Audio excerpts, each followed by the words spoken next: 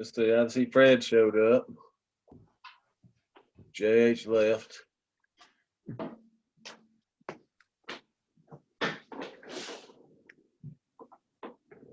Well, we might as well go ahead and start. We never know when Rob will show up. Where do y'all want to start tonight? Well, you were going to start on the refinancing, but since the bond issues, but since Rob's not here, I guess you can. Your issues last time with the general fund were the insurance, which is Fred has followed up on, and then you wanted to tackle the outside agencies. So those are really the only two areas that I can think of that we had to touch on. Fred, do you have any others? And I just want to say that this is pretty close to being balanced budget, but it did back off to a 5-cent increase. I'm still not comfortable with the sales tax revenue there. I really think we should go the full 10 cents and ratchet back on that sales tax, because you can always go back down on your property tax, but if you don't do it, then you're stuck. And that's all I'm going to say on that subject. I have a question for Fred. Yes, sir. Go ahead. Fred, I did an analysis of the employee insurance that we had in the working papers that you gave us. And I totaled the employee insurance for the actual 18-19 year and came up with $1,780,000. And as you know, in 2019-20, the budget number would be $2,205,000. The budget number for 2021 is 2.22 million. That's a $441,000 increase between actual and budget numbers. I understand that we put the health savings account in employee insurance. That is correct, isn't it? No, if we pay that, then it comes out of account, just a couple of accounts above that. It's not coming out of that. Well, that's what's so disturbing for me, Fred, because with the numbers projected for the year 1920, there's a $441,000 pad in those numbers. I don't feel comfortable yet.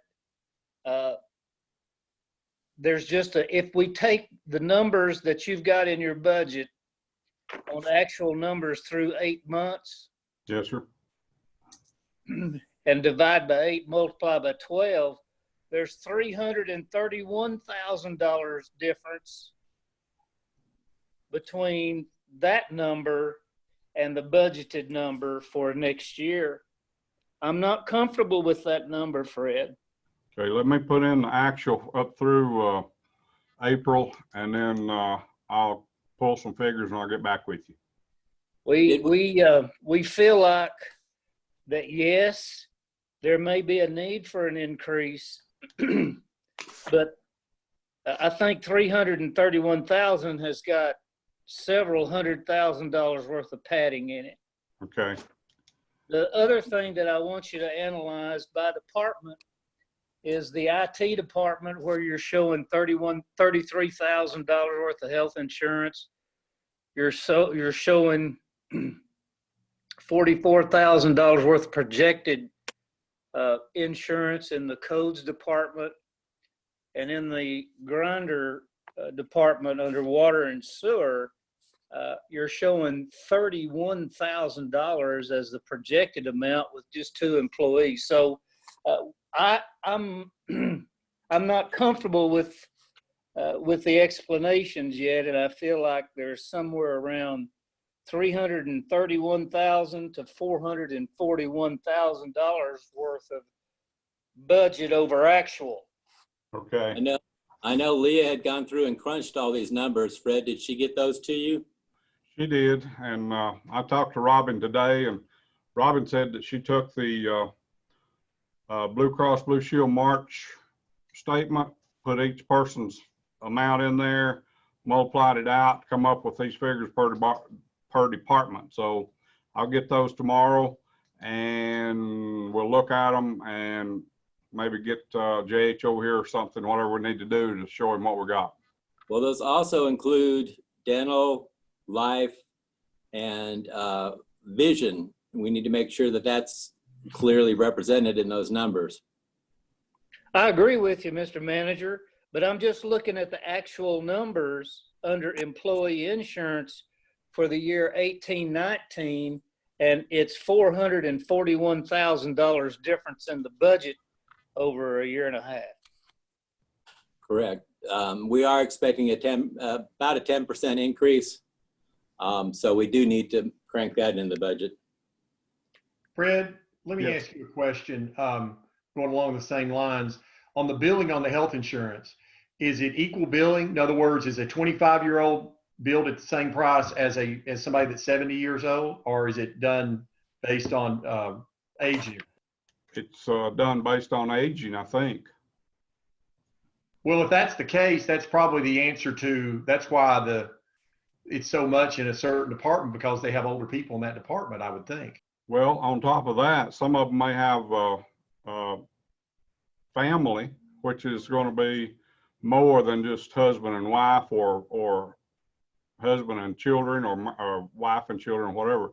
So there's 3 or 4 different things there, but the one that's the biggest, of course, is the family. And I do know that in IT department, one of them's got family, the other one is husband, wife, and it's just more than what it would be for a single individual. But we're not paying that. We don't pay for family coverage. No, you don't. We don't pay for family coverage. We pay for a single individual. I think You said that, yourself, Your total though is including what they pay is on that line item, isn't it? well, if it is, then they should be subtracted out of the payroll check. What the individual pays goes into accounts payable. And then whenever that's paid, we show what the actual city pays in the account down there where you're seeing them, the individual employees thing. And then we're pulling out of that liability what the individual pays to pay the total bill. Fred, let me try and interpret here. What you're saying, and let me see if I got it right. You're saying what is shown is the full cost, but there's also an offsetting entry for accounts receivable for what the employee pays. So the city is not actually paying that much. Is that correct? Correct. Okay. We need to know what goes into accounts receivable then, Yes. to see what the net cost is, because that's what's screwing my numbers up. I hope Okay. that's what it is.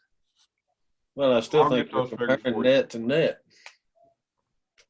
We're still I talking. agree with you, Mayor. It ought to net out.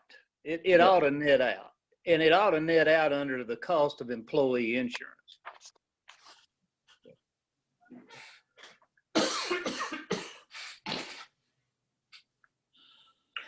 I'll be glad.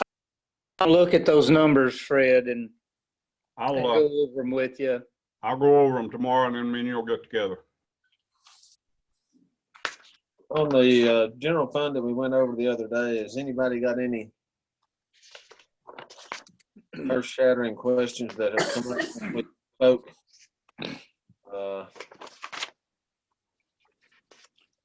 Well, I asked Tim, Mr. Mayor, to get an update on the street sweeper. He said it was a 2009 model.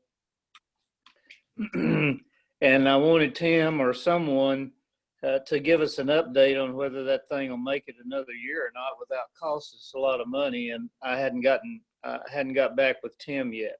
Well, I can answer that question. It did just cost us a lot of money to have the drive rebuilt. It cost us about $6,700. So hopefully that'll get us through another year.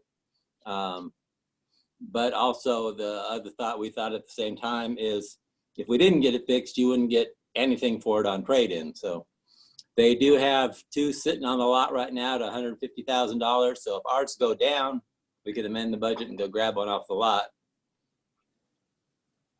I think we need to consider it because once they start breaking after 10 years, it's been my experience that you just can't get it stopped. And the only other thing was I felt like we might need to put another police car or two in there.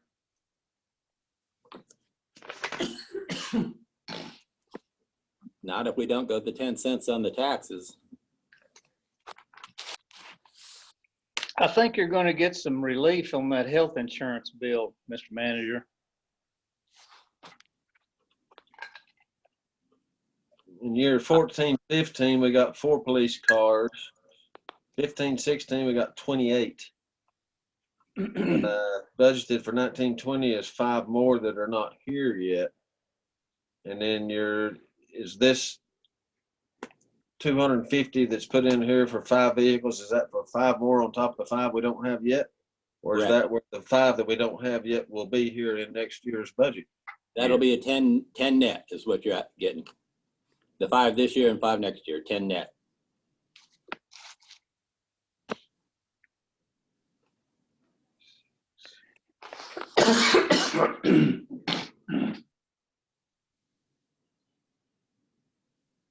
Well, that'd have everybody some pretty new cars.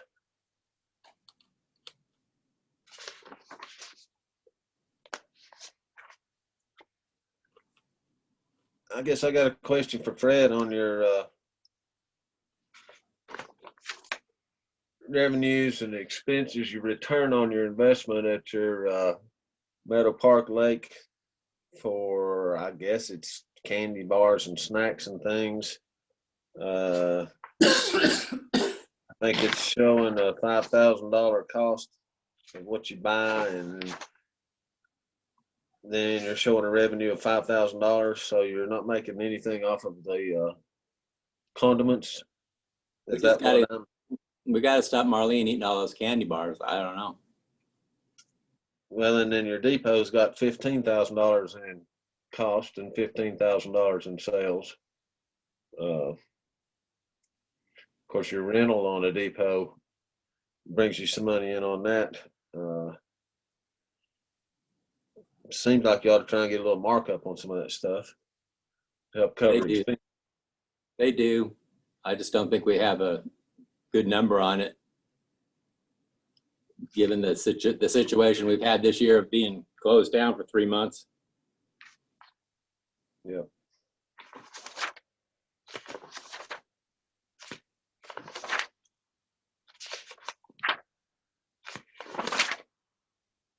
So has anybody got any other questions or comments on the general fund that we went over the other day? What you were doing the other day, and one of the other things that you were looking at was the outside agencies. Yeah, well, we're going to have to get on that now. Okay. If there's nothing else on what we talked about the other day. So we'll go to outside agencies now.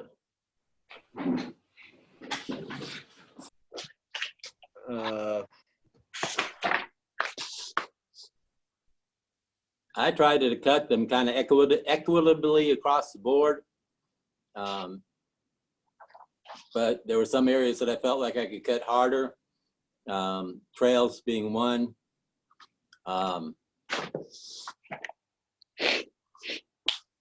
And there's some that we couldn't cut, like Upper Cumberland Human Resources, that's based per capita, so kind of had to leave that alone.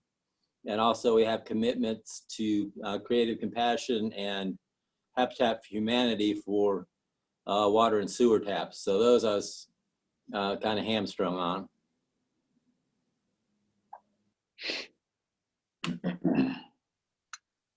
From the list that I've seen here, I feel pretty good with the adjustments that you have suggested, except the very first one, on hospice. Last year we gave them 10,000. This year they asked for 12. You're looking at cutting it to 7,500. Personally, I would like to keep that at 10. When you look at what they do, and without having experienced it, you wouldn't really know what they do. But having recently experienced what they've done, I've experienced it in 2 different cases, so I'd be more than happy to change that if the rest of the council wants to go along with that. I'm going to go along with it.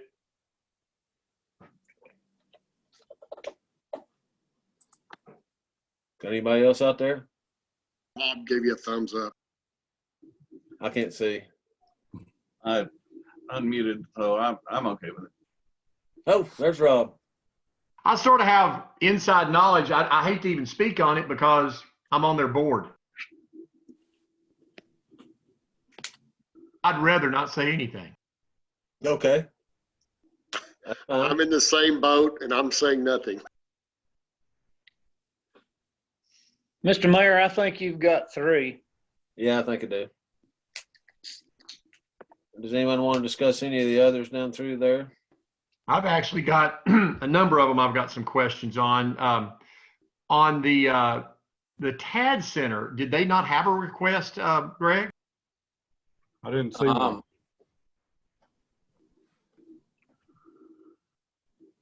So I guess my question is, I mean, nothing against the TAD Center. But if they've not requested anything, I guess my question to you would be, Why give why them is anything? 2,000 in that department? You got stepped on. What was the question again? Well, you've got your recommendation at 2,000, but they didn't even have they didn't send us anything for a request. Understood, but that's kind of a placeholder because I expect them to ask us. And if they don't ask us, then we have 2,000 to spend on something else. I think it's probably an oversight on their part. Probably at home. I'd like to see that go back up to the $2,500 number.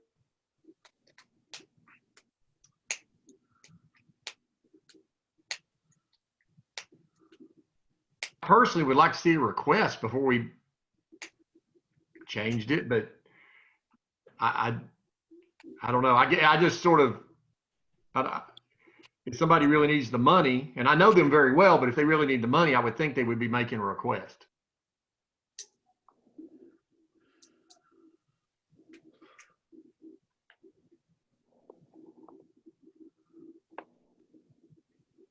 Well, we just leave it at the 2,000. If they don't come after it, then we'll still have it. And if they want more, we can deal with it at that time.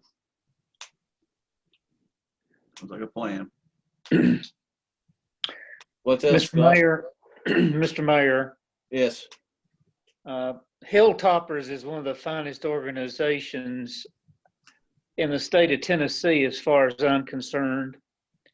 They do a tremendous job for the mentally challenged folks in our community.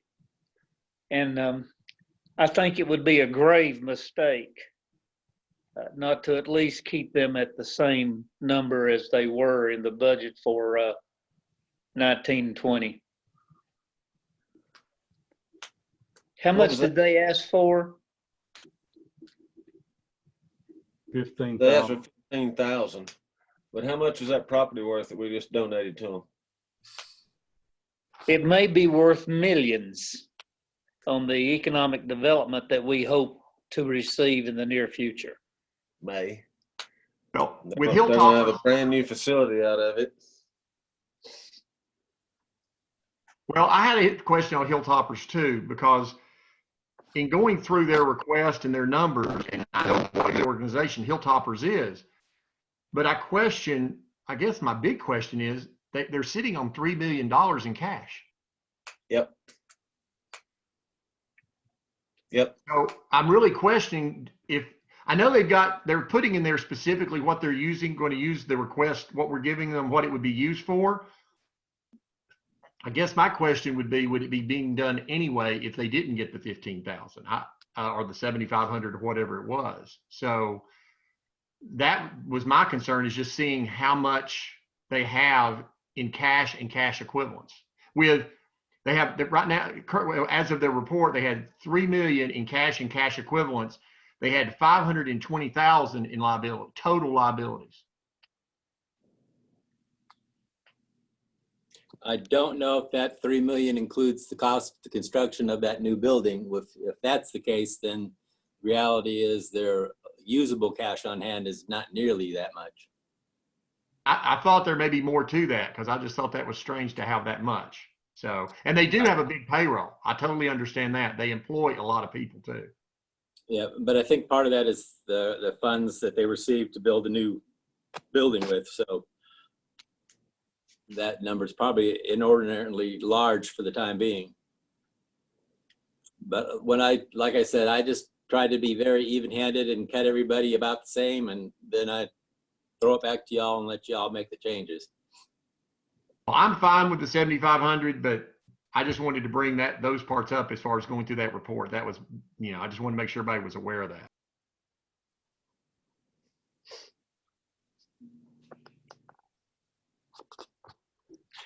I'd still like to see it at 10, Your Honor.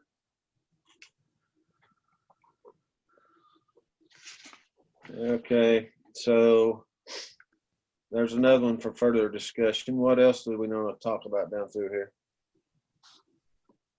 Well, the ones that, another one that I really consider a partner with the city of Crossville, of course, or Cumberland County too, but is the Playhouse. And I really question. There's another 30,000 in the Playhouse in the hotel motel tax. So it's a total of 50,000. Okay. So they would actually get what they're requesting. Correct. It's just two different pots of money. That's fine. That's good. If hotel motel comes through. But yeah. Seems like we still have some daylight left in that, don't we, Fred? In hotel motel? Yeah. Have a little bit, yes.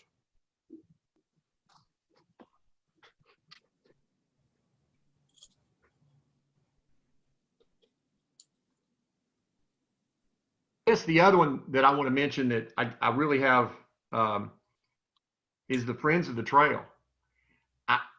I mean, with what's being done, I just see them big time as a partner and extension of the city of Crossville. I just feel like whatever he's requesting 10 grand, and for what he does for that, I just feel like we're missing the boat if we don't fund that. Well, you can always add back, but that's one of those things that's not an essential service that, it doesn't provide any level of particular care. It's a great program, but I saw that one as a non-essential. So I was kind of brutal with that one, I'll be quite honest. I'd rather see that one at 10, Your Honor, at least 10. And also, I see it really more like the airport because it's almost like a grant. When we give them 10,000, there's going to be $100,000 worth of work done because so much is done through volunteers and his organization. Do I hear raising property taxes 15 cents? Or maybe 20. Are we changing? Not on this watch, you're not. Well, like I said, I'm just really nervous about this, what we have coming in as revenue. And that's what we've got reserves for, Mr. Manager. No, but that's why I was so draconian in the cuts too. That's why we're going to talk some more about that, having $14 million in surplus and you going up on taxes. I don't know that we have 14 million in surplus. I don't think that's right.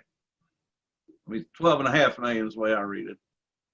Cash, near cash. Well, you expect to receive the receivables from the governments. Use the number. It's an audited number. Well, maybe I missed something in the rest of it. Well, look, it's just cash and equivalents, Your Honor. Maybe Fred could show us. No, I guess we don't have it on this. Sorry.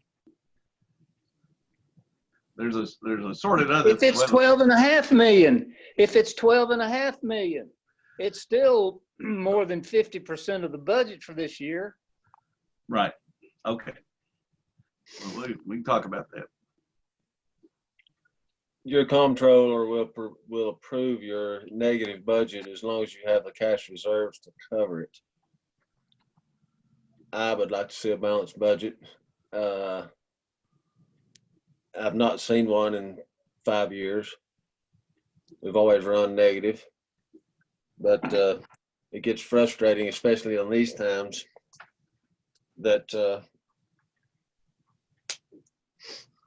city of Crossville is going to be losing out on funding with our revenues going down, and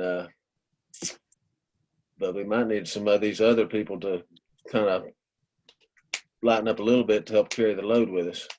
I agree with you on the, I've not looked at compared the Hilltoppers financial statement to last year, or the year before, but I do recall them having the strongest financial statement of anybody that's requested funds from us.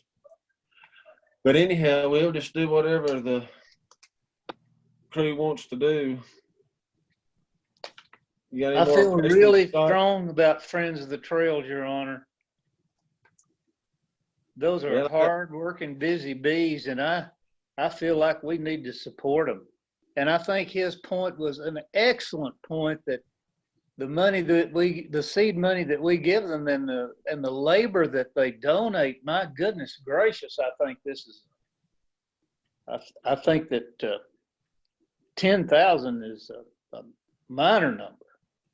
All right, so that's sitting there at 10. Does someone else want to go with the 10? I heard Scott and JH. Yep. Art? Rob? Well, I think all these organizations are really, I mean, it's hard to talk negative about any of them, but I'm in the camp of,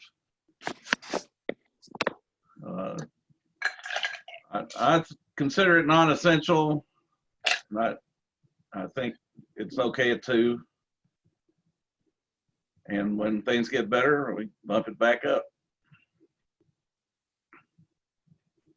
Yeah, I agree with Rob. Did they provide a plan of what they planned on doing this year with? They have an overall trail plan, which I don't have at this moment. Tim might have an update on what the next phase is that they're looking at. I believe they're working on the Little Obed Trail, which is from 127 over to White Court, and possibly on the Centennial Park side of the Little Obed River.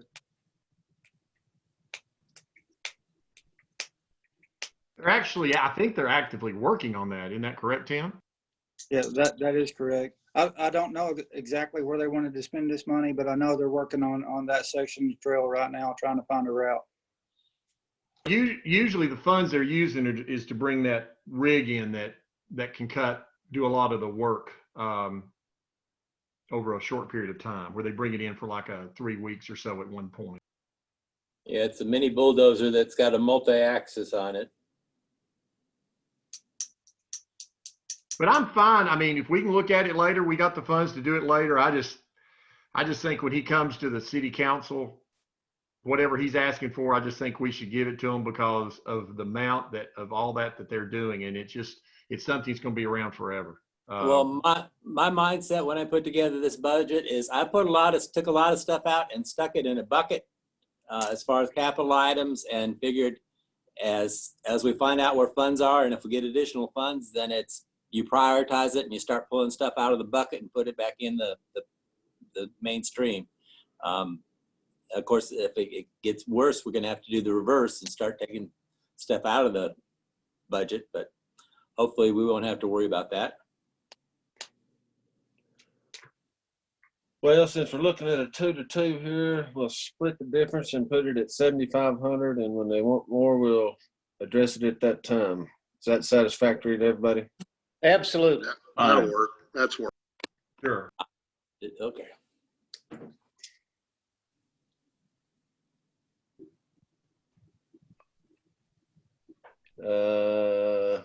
still got a question on the drug alliance. Looks like you got anything else, Scott? You said you had a list.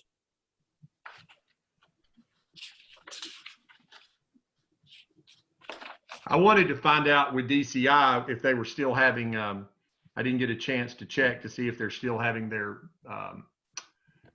concerts this summer. Do you know, Art, if they are? I do not know. I'll see if I can get an answer real quick. Waiting on the governor's executive order. I'm assuming they're not.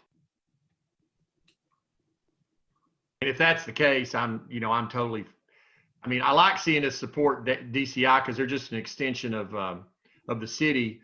But with what Greg's put in as his recommendation, based on probably they're not going to have those concerts, then I'm fine with that number.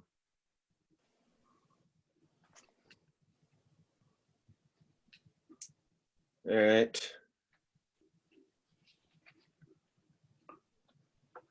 So we got a question on TAD, and then looks like Hilltoppers is a question. We going to 10,000 on Hilltoppers?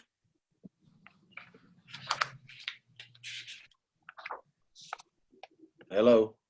I don't know. I would like to see it, Your Honor. I'm okay leaving it where it is. I am too. I would agree. Keep it at 7,500. Take it out of, we can go back later. Exactly.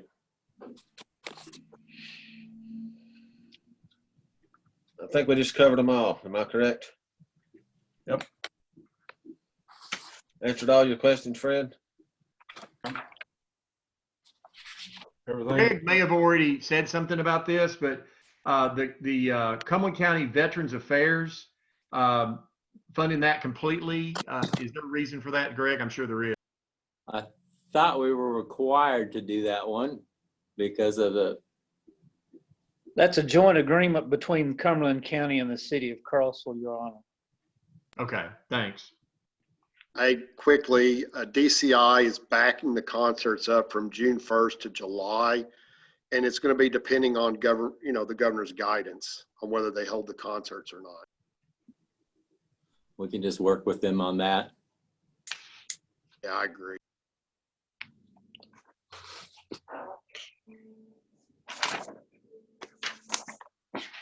Okay. We ready to go to water and sewer? You didn't go through your grants, contracts, and others as far as a lot of these.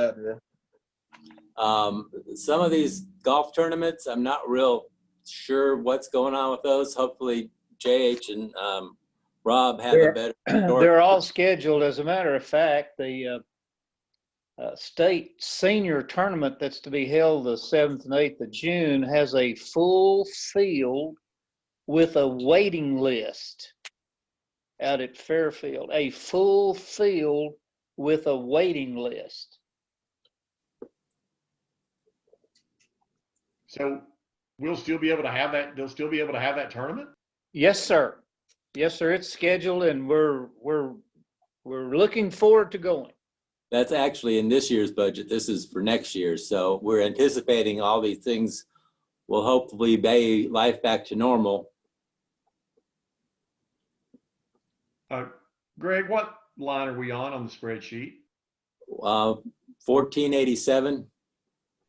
It's page 40 in your written documents. 1493 is showing on the screen. Oh, that's that specific one, yeah. But just the line items start at 1487 and run through 1510. Right. Okay, I was looking at my own spreadsheet. I didn't realize y'all had he had it up. Okay, I'm with you. The other thing is, we've talked about it, and I think we're going to drop Waterfest this year and come back with something new and exciting next year. So if the council's okay with that, we're going to go ahead and drop Waterfest for this year. Sounds good. Okay.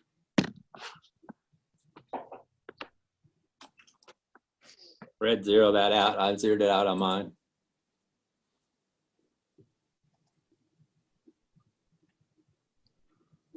What's the WCTE sponsor?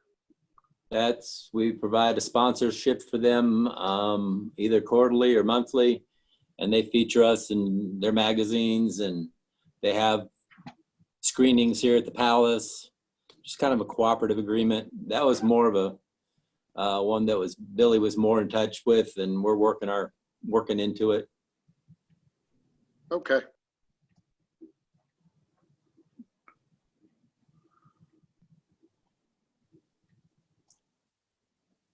The billboards, excuse me, Go ahead. Your Honor, the Go ahead. billboards of $9,000, that is extremely important to me. Those are the advertisements for the industrial park, are they not? It depends on what's going on. If there's like the Christmas parade and 4th of July and some of the other ones, they'll change those up. They did when we had them do messages supporting the first responders and the doctors and nurses on the electronic one for a couple of weeks. So sometimes we change that up as well. Now, is that where I can look to find the advertisement for the fly-in? That would be included in that, yes. Good. Yeah. Yes, sir. Absolutely. We probably actually get more for our money than that $9,000 shows on that one. Absolutely, Your Honor. They work with us a lot. They're good partners. So the billboard advertisement is in the 9,000, and it doesn't hurt my fly-in for the 20,000, right? Correct. Okay. That's okay. And we're starting to work on sponsorships now for the fly-in as well.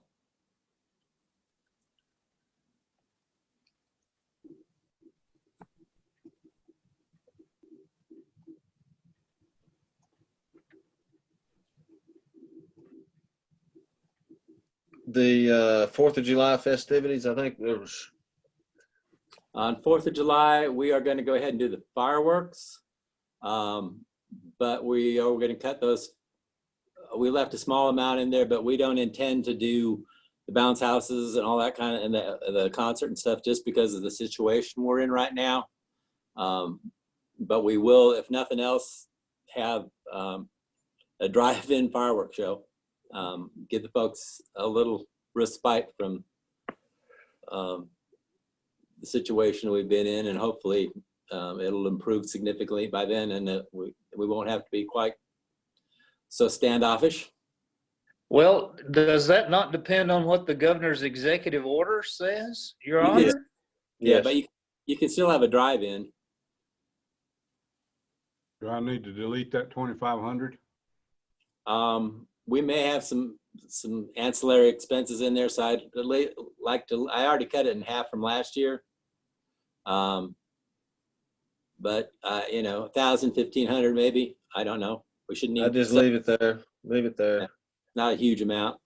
So is this number that's in this budget, is that for this July 4th or the next? Correct. We've already paid a $15,000 deposit on it, so we're contracted.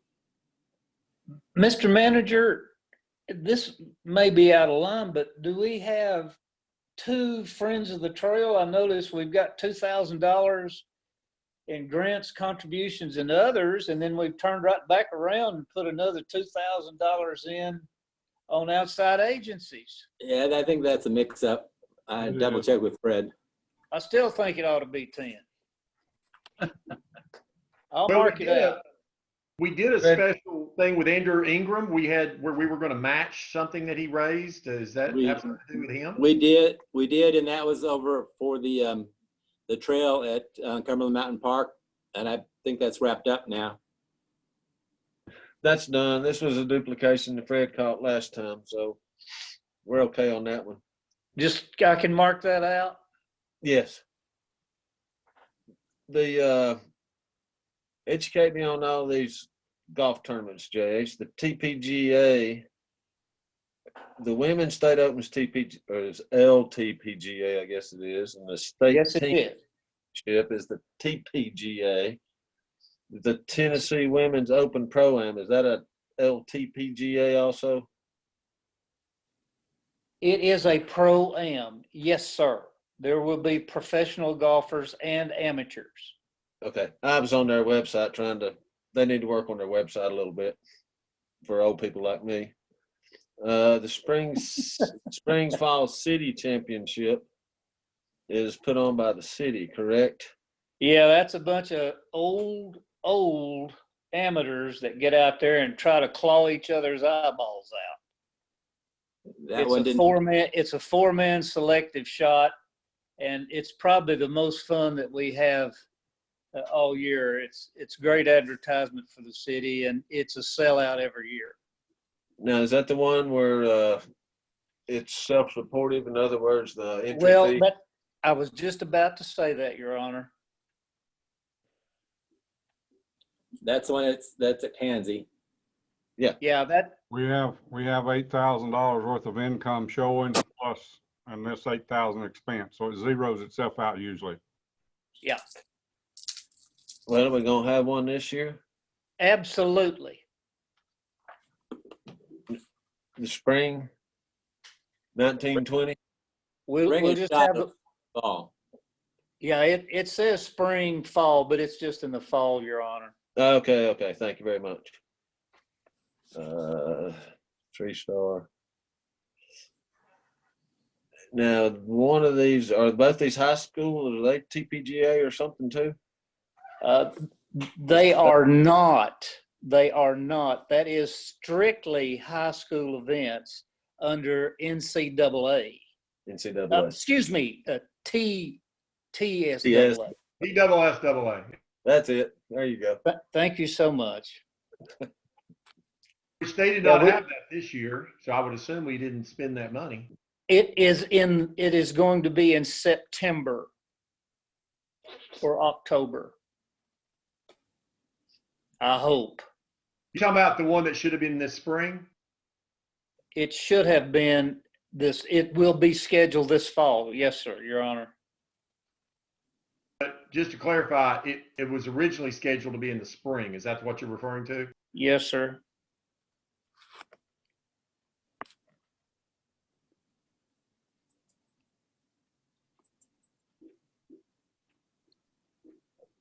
So Now I beg your pardon. I started to ask about the fishing derby. The fishing derby is different from Waterfest. Is that correct? Correct. Yes. We couldn't hold it this year because of the state was not going to stock the fish. So, but we will have it next year. Good Lord willing, and the lake don't rise.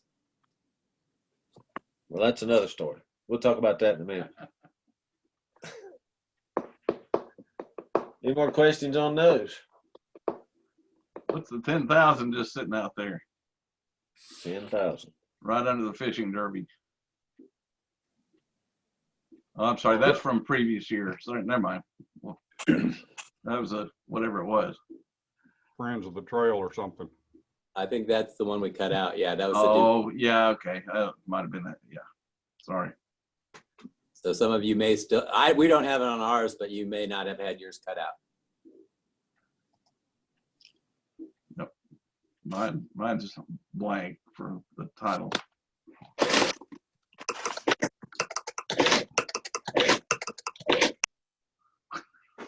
What's that?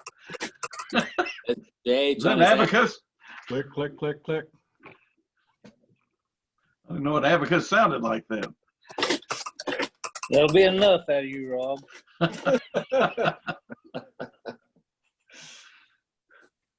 Okay, are we through with that page? I hope so. We used to long ago when our budget wasn't $18 or $19 million, tried to hold it to 2% of budget and of total budget, and we're well under that now. If our budget is 19.2 million, 1% would be 192,000. I think that's excellent.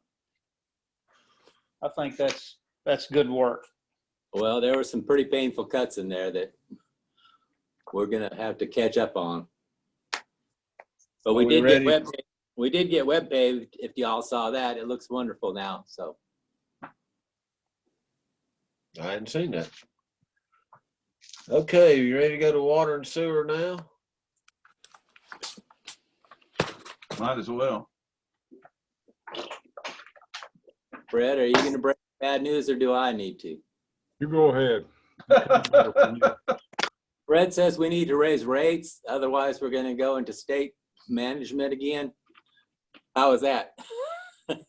We don't like that. Mm-mm. Well, you see that you are showing in the red there, and Fred has worked on some numbers there, and I'll let him brief you on that. But Wait a minute, you're not including Catoosa.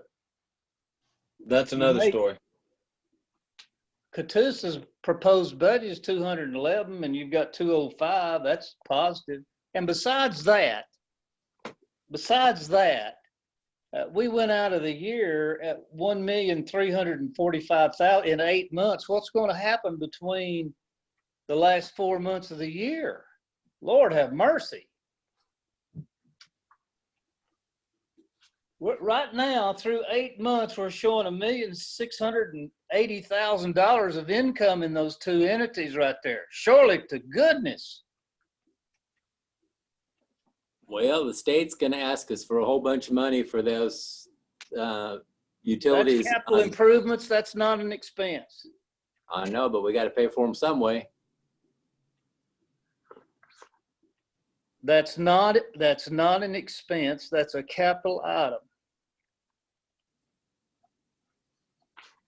We need a raise for the cash flow part of it. We're gonna have more debt to come in, and we're gonna need the money to pay some more debt. Your cash right now in Catoosa should be somewhere around 685,000. When you consider that $1.4 million we had to send the other day, and then the $400,000 in debt reduction, the payments that Fred had to make the 15th. We're paying for the Brookhaven job right now out of our water and sewer water rehab. Good.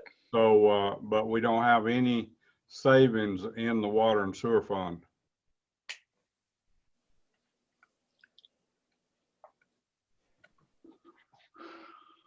Your Honor, we Yes. have spent $5 million each of the last 2 years on debt reduction and capital improvements. I think it's time that we start looking at paying for things over a longer period of time. I think we ought to look very, very seriously at these capital projects that we have and finance them. Exactly. And I did get a note back from Municipal Bond Fund the other day. I tried to email that to everybody. Did everybody get that letter did. from them? Yes. Yes.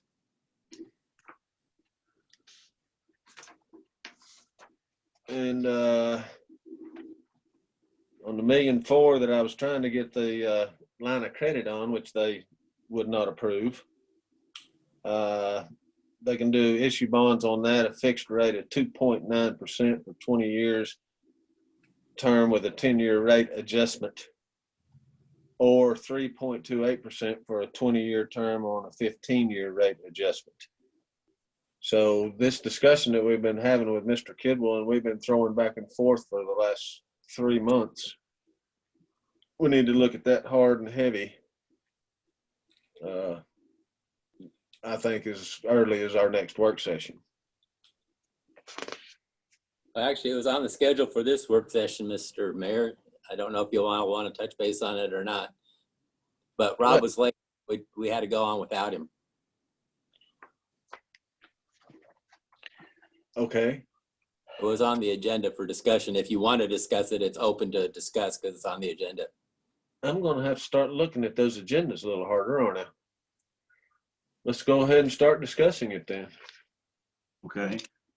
Well, we had something like 8 items that we kind of need to get together on.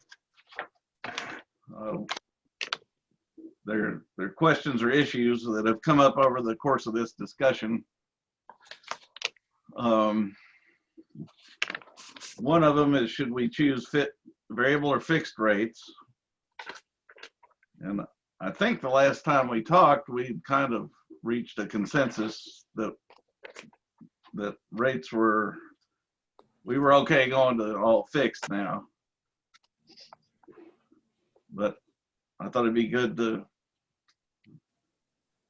take a straw poll on that. Well, I was glad to get this letter from Tennessee Municipal Bond Fund the other day, showing what kind of rates that they're quoting, which were more than I thought that we might be able to get nowadays. Well, I talked to Kidwell today, and he agrees with you. He thinks there are better rates available. But the question, when I started trying to come up with options, all of a sudden, if you start trying to create options for fixed, that's one set of variables, or options, and then you start doing another permutation for fixed rates. Anyway, it'd be, in my opinion, be better to go ahead and kind of get a sense of the group. And I suggest I just go through these and you all tell me if that's okay or not. I like that idea. Thank you. So, without objection, is everybody okay leaning towards fixed rates since they're historically low right now anyway? I do. Yes. JH, you okay with that?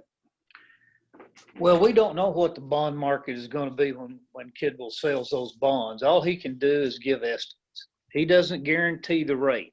That's right. But And his at least for fees, this, his fees are a lot higher than the Tennessee Bond Fund. That's why I wanted to hold off and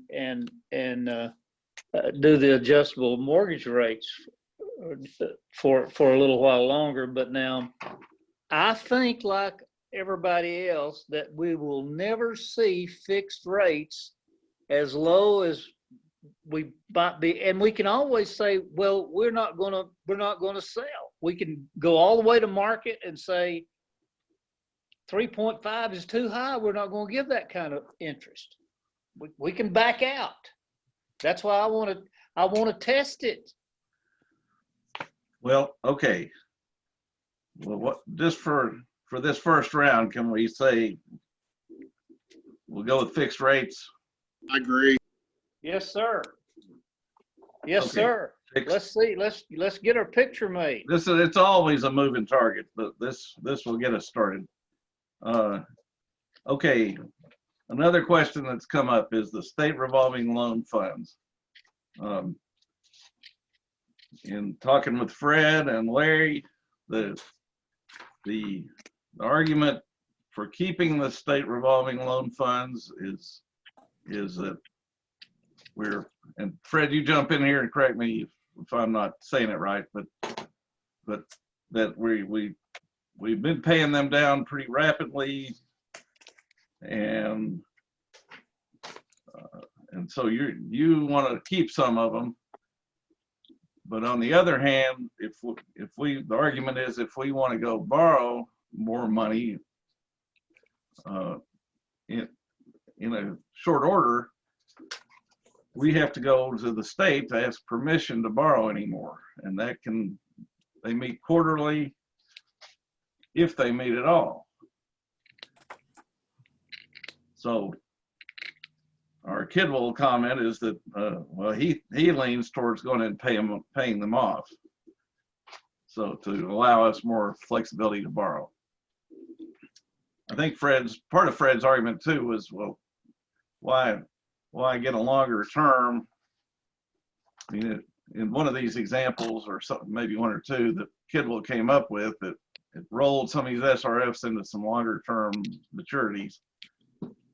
Right, Fred? Correct.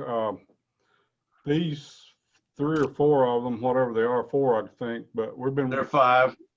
we've been paying on 4 of them, I guess, and doubling the payments.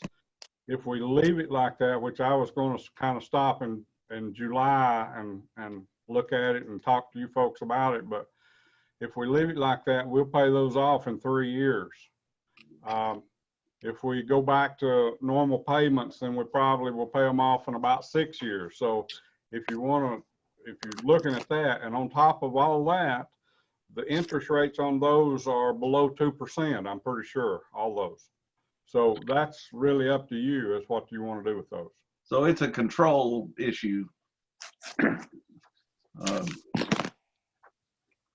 And I'm all for what Fred's been doing, but I also want us to be able to move quickly if we need $1.4 million for TDOT. So You can't use SRF funds for TDOT. well, And the other, but I want to be able to go borrow at any lender without having to go ask the state for permission. Sorry, go ahead, James. the thing is, Rob, SRF loan have grants with them is the reason that we've used them so many times, and anywhere from 20 to 25%. And that interest rate that we have, what I think you ought to do is, how much would it take to pay them off? I don't have the number in my head. I don't have it with me. Roughly $4 million or $1 million apiece. They're close to $4 million. It's closer to $5 million on Yeah, I'm looking at them right now. April the 30th. It's a little more than 5 million. They might be in some other funds too. See, the other thing that you're talking about is that you've got to go ask the state if you can purchase or have more debt. You're going to have to ask the state regardless. Anytime you do a debt issue, whether you borrow money from the TMBF, SRF, whoever, you've got to go to the state and tell them that you're getting ready to do this. And then they look at your financial statement and said, okay, you can do that. Now, Fred, you were talking about some of these being paid off in like 3 years.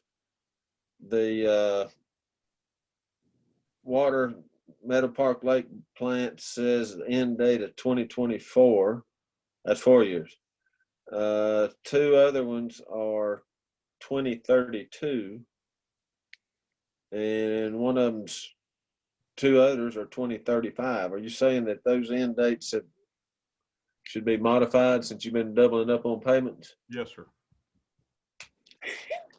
And we're trying to raise rates to pay them off 10 years early. Because of raising the rates, I was thinking, well, maybe I need to drop those back down to what the normal payment would be and use that money just to hang on to it.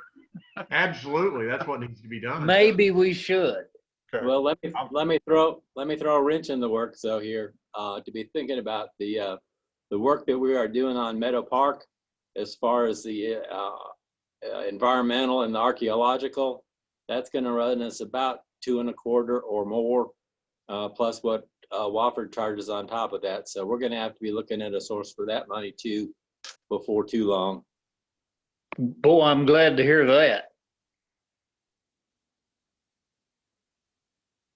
Jerry But 225 is all you put in the budget for this coming year. Yeah, Jerry said he's not going to retire until we're done with the new dam. Me either. So I thought we had 2 million in there, Fred. For what? Well, he's got Meadow Park Dam. He's got $2 million for the Meadow Park Lake Dam. And where's the engineering on that? It would be included in it. I was on the wrong line. I beg your pardon. well, if I may, let's well, whenever you get finished with that.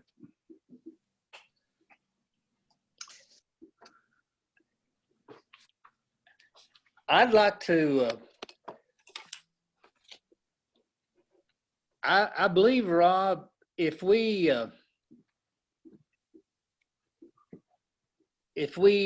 look at our note payments and keep the SRF like we are. And as Fred indicated, we're going to have to go to the state for financing permission anyway. Let's just make our regular payments at that 2% rate. But it's less than that in some of them. And keep the state revolving funds as part of the mix. Yep. Okay. That's fine. So we'll leave it at that. Now, the next item, should we consider borrowing? This was a question I had to Larry. Should we consider borrowing to cover sales tax shortfall? And he's No. saying, okay. No. So the consensus is no. Okay. That's fine. And I'm not sure we can. You could do revenue anticipation notes, but that's a whole nother bailiwick. Okay. So everybody all right with that? Yep. Okay. Now, okay, we've talked about trying to match the term of the debt to the life of the asset. And that makes sense to me, but I wanted to, and at one point, I think, JH, you might have mentioned 50-year bonds. Larry says only 40-year allowed, something like that. Yeah, what I was counting on is a change from Congress in regard to 50-year financing coming through from federal sources with the approval of the state. Yes, he's exactly right. State funding is limited to 40 years. I've argued with them for 20 years about making it last as long as the asset. We've got water lines, boys, that better last 50 or 60 years. While you're on that topic, Fred did do some adjustment on your depreciation. He was holding it at like 20-something years, and he's bumped it up to a longer lifetime, which should help your bottom line a little bit as far as your depreciation costs. It's still around 3 million, isn't it? I hadn't looked lately. Yes. Okay, so anyway, what's the sense of the group on, I suppose the alternative argument is try to reduce debt and pay it off faster. Because we all know that when you run it out long term and then you're over the life of it, you're paying a lot more interest.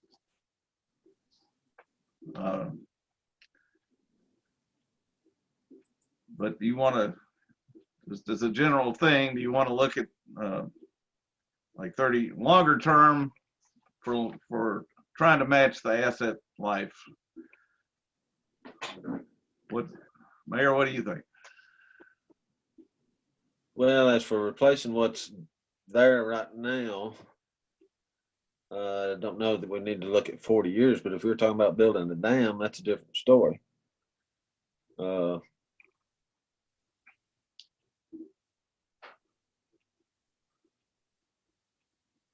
Maybe you need to pick and choose. I agree. It'll be a long time before we finance that dam.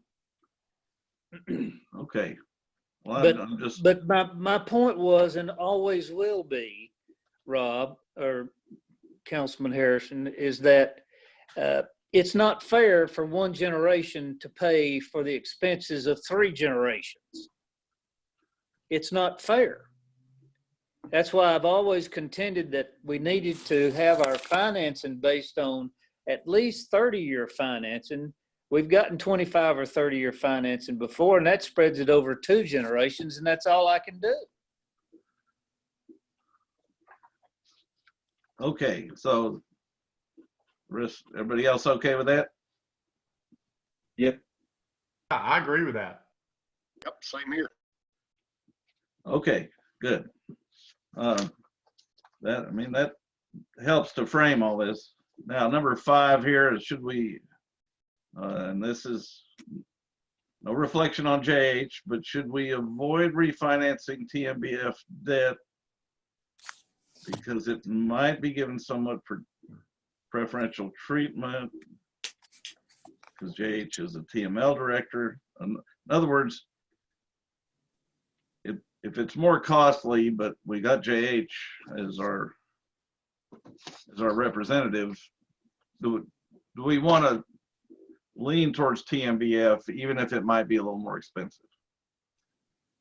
I'm sure as much as they love JH, that they're not giving us any preferential treatment. You can bet yeah, that's correct. I'm sorry. I think Okay. you nailed that one. So it's got to stand. It's got to stand on its own merits then. Well, it's going to stand on their own. If you can find a better rate somewhere else, please get it. Okay, Just keep that's in mind the what I need to difference hear. in the fees. Yeah, That's what we need to hear. Okay. absolutely. Okay. Because if he was so strong, they'd be giving us a line of credit right now to do this 127 deal, which they flatly turned down. Did they actually flat out say no? Yeah, it's in the email I sent you. Oh, all I saw was the general term sheet. Okay. No, it's on the first page in bold black letters. All right. I may not Well, be able to send you the whole thing. okay, this might be kind of mixing up the question a little bit, but should we, number 6 out of these 9 items, should we seek to pay our debts as quickly as possible, which, for example, refinancing just on the current terms of the notes, the 3 bond issues that we have? Should we seek to repay them as quickly as possible,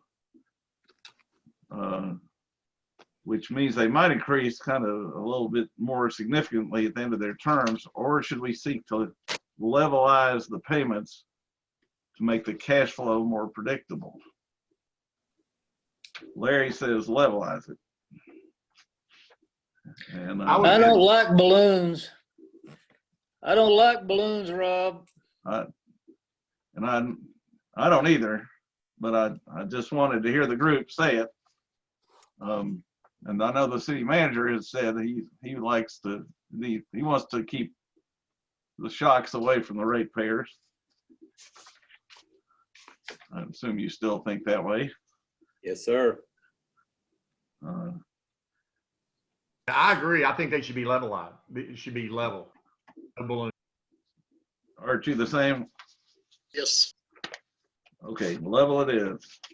Now, when you're talking levelized, that'll also end up in a higher rate, correct? It may cost somewhat more when you run the numbers out. You're borrowing money over a longer period of time, so we're taking on some of the risk when you have the balloons. So therefore, you're going to get a cheaper rate. Well, that's the way as for example, that municipal bond fund letter rated or stated that the fixed rate of 2.91 for 20 years had a term with a 10-year adjustment rate. So if you extend that fixed period of time of 10 years, it's 291. But if you extend that fixed rate to 15 years, it's 3.28. And then who knows what it's going to be after that. So your levelized would be much better to have, but I don't know that you're probably not going to save anything over what you've got right now. My point. Larry wanted to watch this, but he was having trouble finding out how to do it. Are we on Granicus, Valerie? We're Zoom. Yes, we are. Room. Okay. Well, all right. Technical difficulties. So number 7 of 9 items is should we hold off now? Should we hold off now on refunding in hopes that Congress will pass infrastructure grants Or should we refi an existing debt now with a 5-year call, say, which would give us the option to restructure our debt later to include capital improvements and take advantage of, we hope, lavish congressional infrastructure spending in the future. This is, I think we can, well, let me say what Larry's comment is. He thinks we should take advantage of historically low rates and use a 5-year call. And if there happen to be federal infrastructure grants available in the future, call the bonds and pay them off. In other words, we can do a refi now, and also we can do capital improvements. I would assume the downside to having that 5-year call, though, we're going to have a little higher interest rate, I would assume. Yes, that's right. So at one point, JH, we were talking about just waiting to hear if Congress was going to come up with some program. Larry's argument is go ahead and do it now. Well, of course, it's a good argument. We don't know what Congress is going to do, and certainly from what I've been reading about the Senate, I don't expect anything else to come down the pipe. We will have to have a special, if we are lucky enough to ever be able to go to construction on the dam, on the new lake. You're talking about 20-something million. It's a big deal. That is a big project. It's not like putting in a bunch of water lines. That is a whole different thing. We may have to have special congressional. We may have to have somebody in Congress to help us with that. That's going to be a big one. But I don't much like the call. I believe I'd rather just go ahead and put it on level terms and go. But it'll be higher. But still go ahead and not wait for Congress. That is correct. Okay, so we can talk about the term. I mean, well, since we're on it, what about the call? What do the rest of you all think? I'm like Scott. I think Scott's correct about it. Yeah, it'll be how much difference does it make, though? I mean, how much of a interest rate difference is there? That's what I do not know. Okay, well, we'll find out. I mean, best we can.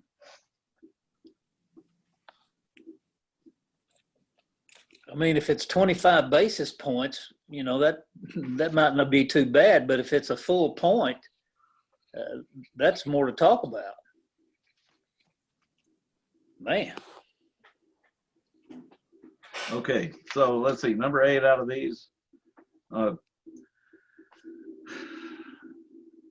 As I've talked to Larry, I've realized that Dodd-Frank was a big turning point after the last big recession, and they put in a whole bunch of rules and regulations and requirements about having a municipal. They created a concept of a municipal financial advisor who's is registered with the government and has a fiduciary duty to strictly represent the client. And then there are other entities that are broker dealers who are not independent in fact and appearance. And we over this discussion and including tonight, we've talked about these like TMBF is at the bottom of this page that they sent us. They say right off the bat they are not a municipal advisor, and they are not they do not have a fiduciary duty.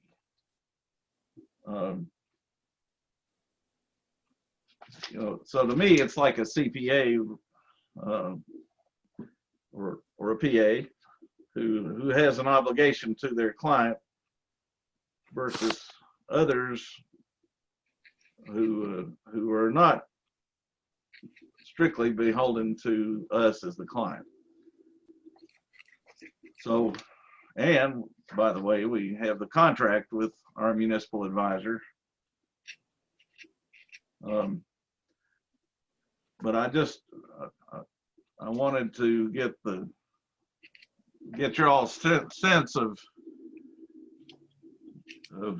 whether we feel like it's important to stick with our municipal advisor, or like Fred and I talked, was it Cumberland Securities, I think, is they call periodically and they want to sell us their services.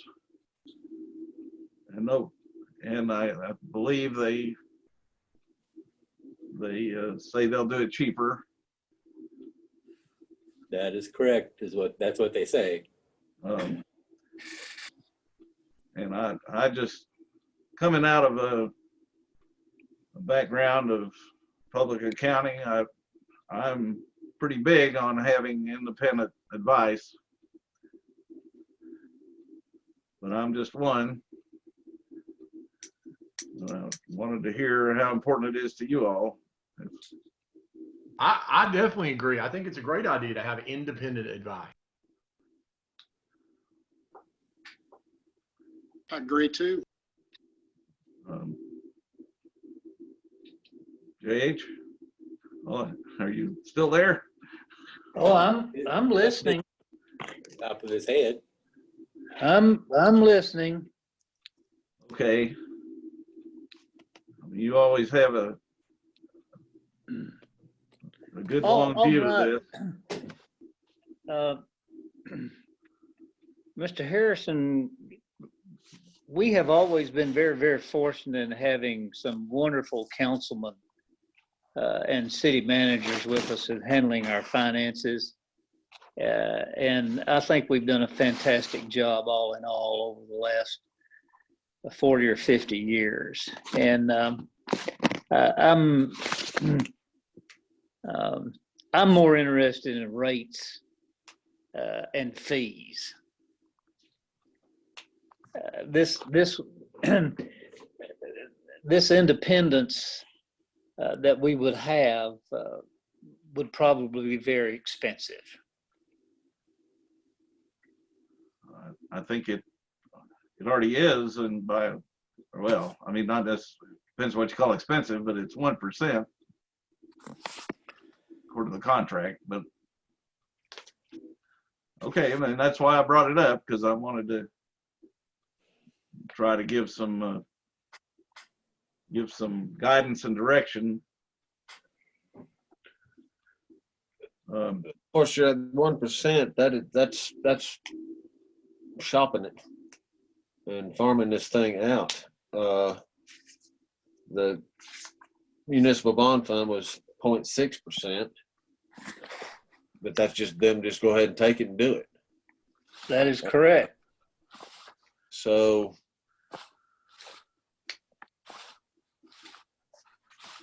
there you go. So Okay. I don't know what the actual question is. Well,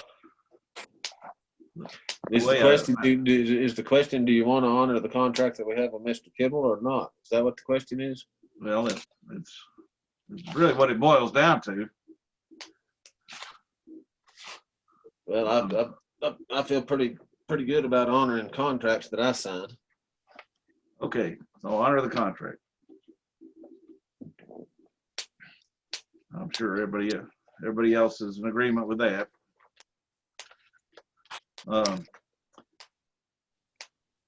Now, the last point I had was the Government Finance Officer Association has best practices for muni bond refinancing. Art, that's not a very attractive shot. That's better.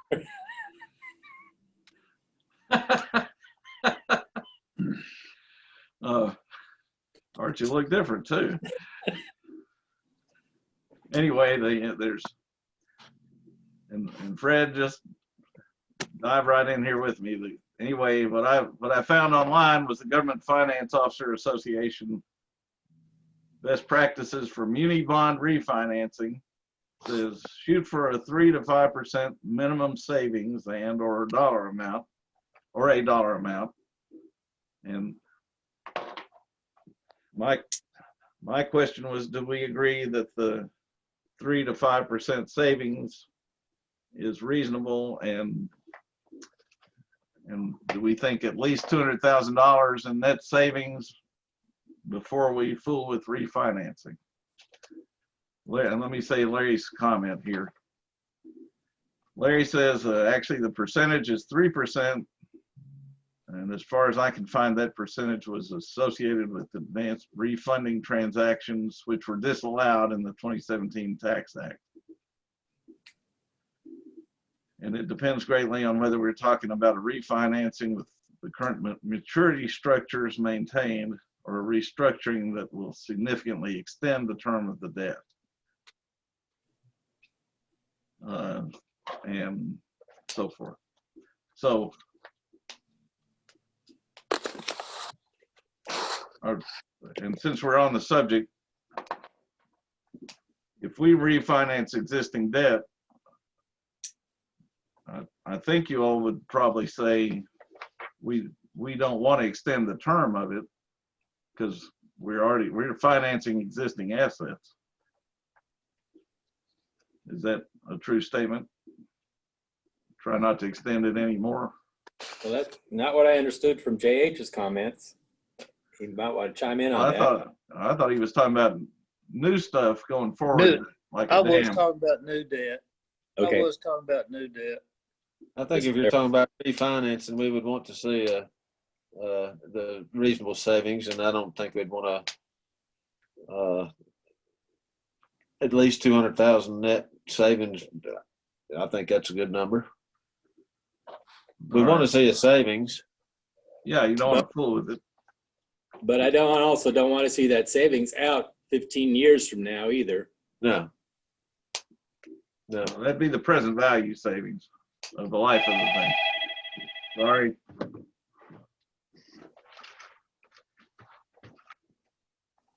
Turn that off.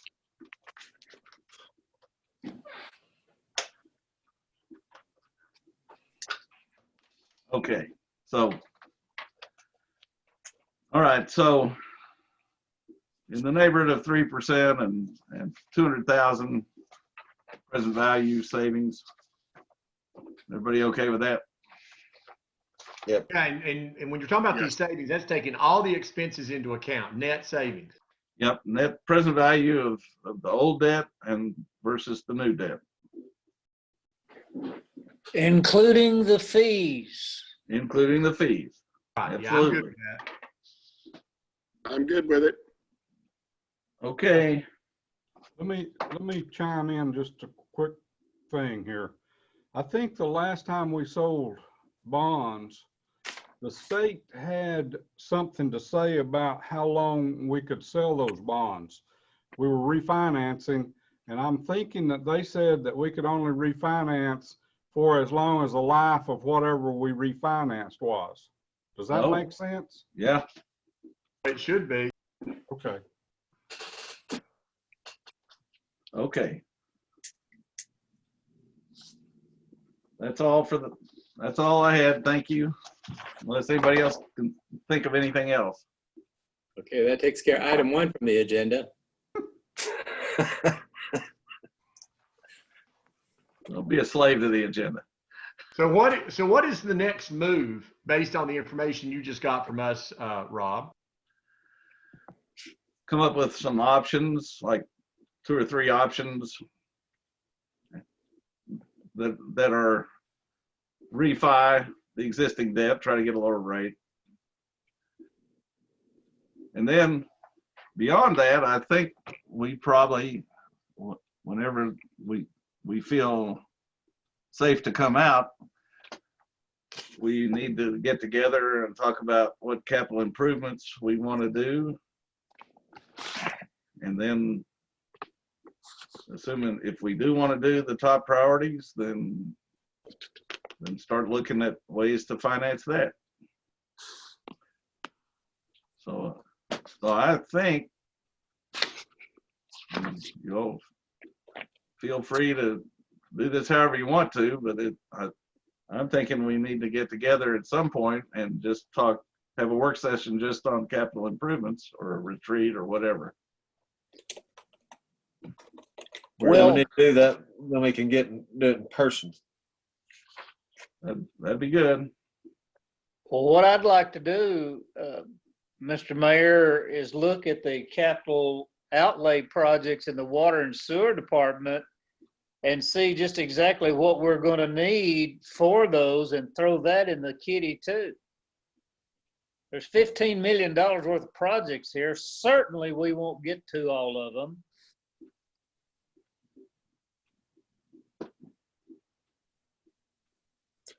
Also, you've given it to me before, Fred, but I don't have it in front of me now. I'm looking at our debt schedule, but it doesn't tell me what's variable and what's fixed.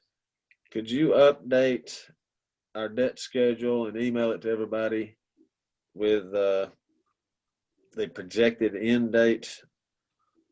Yes. As for what you've been paying and whether they're variable or fixed?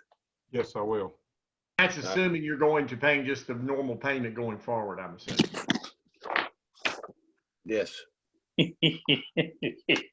All right. Are we back to water and sewer now? I believe so.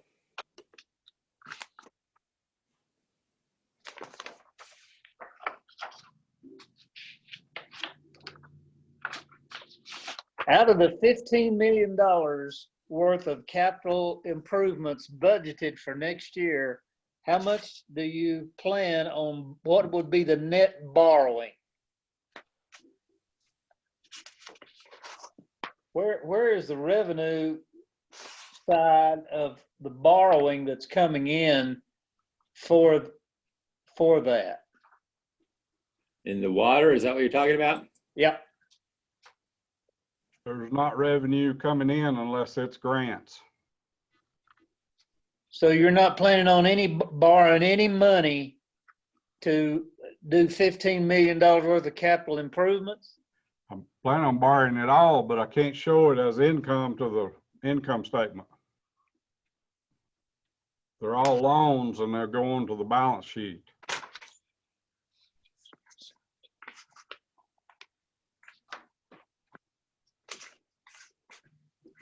So you are not going to use any cash flow either from depreciation or net income to pay for capital improvements in the water and sewer fund in the next budget year?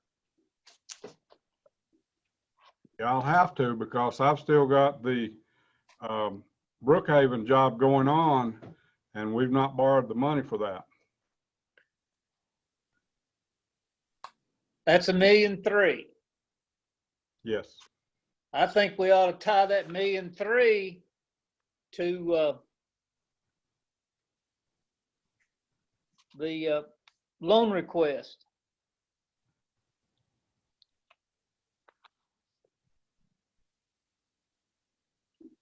Especially in light of the fact that you have indicated that our cash flow was hurting because of doubling payments and paying capital improvements and so forth and so on. But the cash flow on the last audited statement was $5.5 million in the water and sewer fund for last year.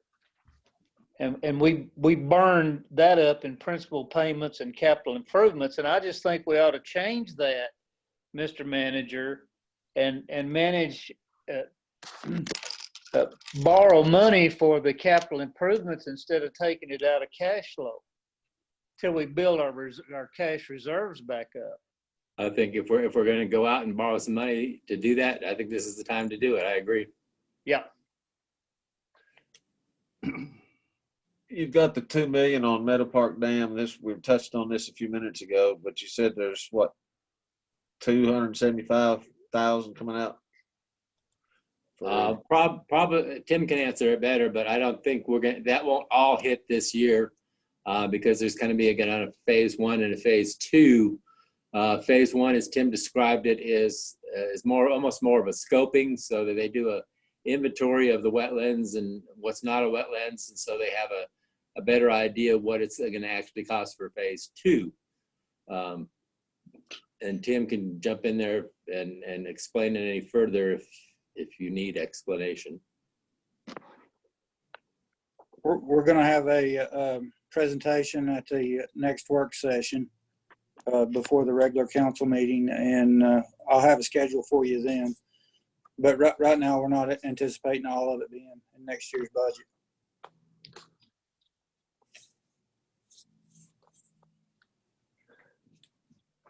So that $2 million should be adjusted after our next work session. Is that what I'm hearing? Yeah, it shouldn't be. If we do everything that we have prices for right now, it shouldn't be over. Shouldn't be over 300,000. That would be the highest that I'm seeing right now. So Tim, would you suggest that line item 638, going ahead and adjusting it down to 300,000? We can adjust it down to 300,000, and then after the next work session, we may bring it on down even lower. Brad, are you okay with that?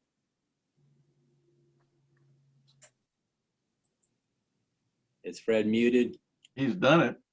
He already made the change. Oh, okay. I was looking at my spreadsheet, not his. I got to fix my spreadsheet. Okay. The two bridge projects, State Route 1 and State Route 24, that money needs to be carried over to next year's budget. 75,000 and the 33,000. Yes, both of those. I was just going through this list while we've been talking about funding. Let me look again. I saw something else here, I think.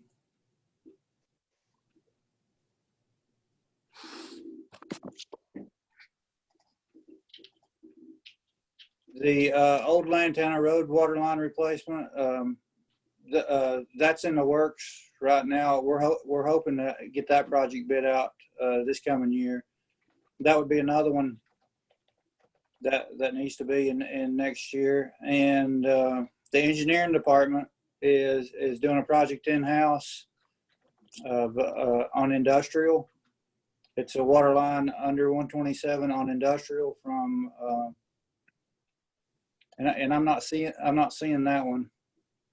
It sounds to me, and correct me if I'm wrong, Fred, that Tim needs to go through and pick out some of these major projects that you would want to wrap into any capital financing that we try and do this year. Is that correct? Yes, it is. Okay, let's make that happen. Okay. Yeah, we had a phone conversation with Evan the other day, and this project on industrial at the intersection of 127, we think we might be able to get some EDA funds through the CARES Act. So we'll be coming back to you with maybe some potential funding for that one. We don't completely have the estimate worked up. We should have that here in the next month, but we'll throw some numbers together on it. Which one was that, Tim? Is it on this list? It is not. I'm not seeing it on the list. I know it's in the capital plan. I think we've just overlooked it. It'll be industrial.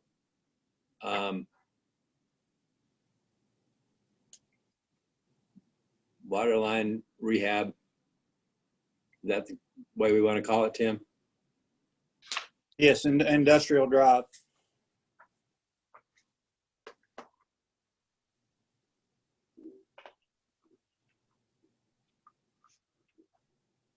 Got an amount? We don't have an amount yet. Okay. We run into changes daily, so hopefully we'll have an amount on it next week. Okay. Did we not finance the Meadow Park Lake sewer line? Did we not give approval to seek financing on that? Yes, Trying to remember if that was an SRF. Wasn't it an SRF? it is SRF. Okay.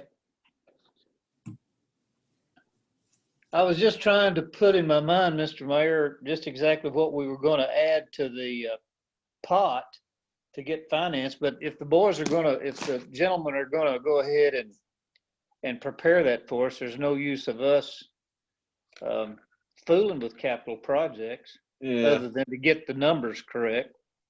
yeah. I think that pot's gonna turn into a bucket. Me too. Good. I have one question, since we're talking about capital projects, Mr. Mayor, have you and Will discussed what it's going to cost in legal fees to abide by that TDOT lawyer on the right-of-ways and easements for Northwest Connector 3? I noticed there's 200,000 in there for, and I guess that would be the sewer line relocation. I'm not sure. What's that for, Tim? Where are you, Jade? Right down there at the bottom, 3. Northwest Connector number 3. Okay. 56. I That's, just, that should be our portion for utility relocation at this point in time. We're working on those estimates too. Those numbers are subject to change. okay. But to your knowledge, it doesn't count any legal fees for those 29 tracks. No, it doesn't. But this would be out of the utility fund, so it's for utility relocation. And they've already cost us over $300,000 in excessive fees that I'm going after next Wednesday. Do good, So- Mayor. And I don't think we're gonna have all of those, when it's all said and done, we're not gonna have to redo all of those deeds like that one guy originally said. I believe it's gonna be a good meeting. Attaboy. I believe it's gonna be a good meeting. That's attaboy. Now you're talking. Okay, anything else in water and sewer at this juncture? There are no increases in water and sewer rates for next budget year. Is that correct? You don't have any in there, no. We're gonna have to back off on some payments though. Correct, Fred? We plan to, sir. We've discussed that during this meeting, and we're not going to double up on any more of those 2% payments. Where we at on Catoosa? You're right there. Only two things that they've got in their capital plan is that 127 North Water,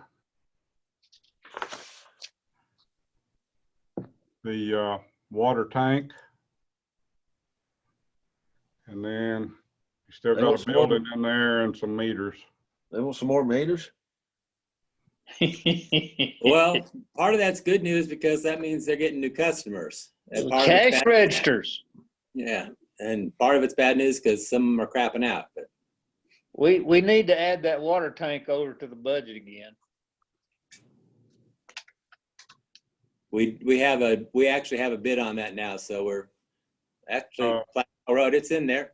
Jay, yours don't have it if it's in the printed thing.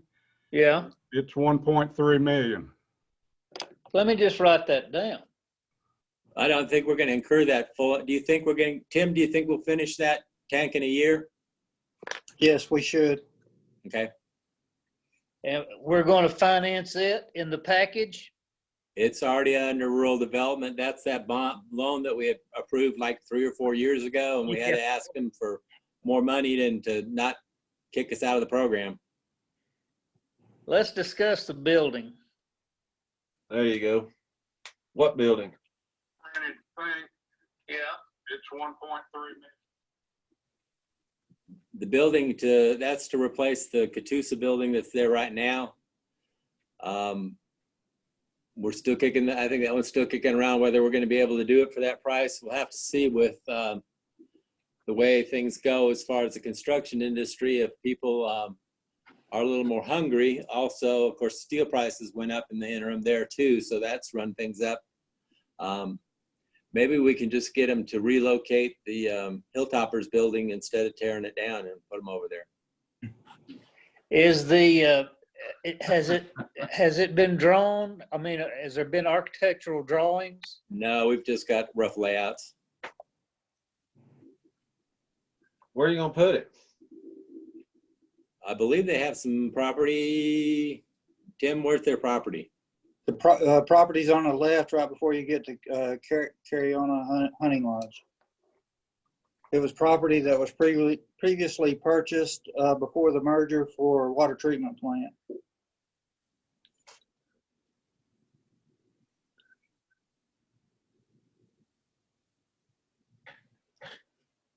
So any wild hogs that come in the building, we get to cook on the barbecue, right?